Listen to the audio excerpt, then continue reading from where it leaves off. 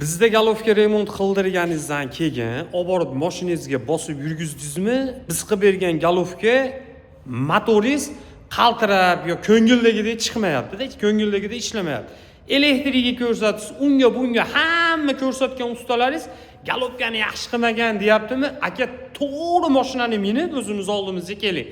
Qanaqa mashina bo'lishidan qat'iy nazar, Starix olammi, Tracker olammi, Pro 5 olammi, Tiko bo'lammi, misol uchun mana shuni ham xudo xolasa galovkasini remont qilib beramiz. 16 ta направляющий qoqib, zazor, pazor ham yo'g'i bilan qilib beramiz. Keyin mana shuni ham qilib beramiz. Qaranglar. Klapani kuyib qo'ygan.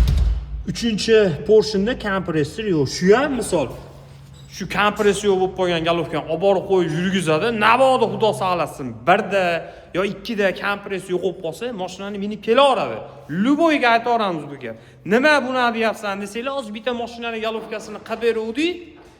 Yurgizgan, yaxshi yurmagan olib keluvdi, umuman boshqa joydan chiqyapti ayb. Hali hamma galopkadan deyorgan, lekin xudodan bo'lib boshqa joydan chiqdi. Galovka remont bo'yicha murojaat qilaveringlar, hijolat qilib qo'yamiz xudo xolasa.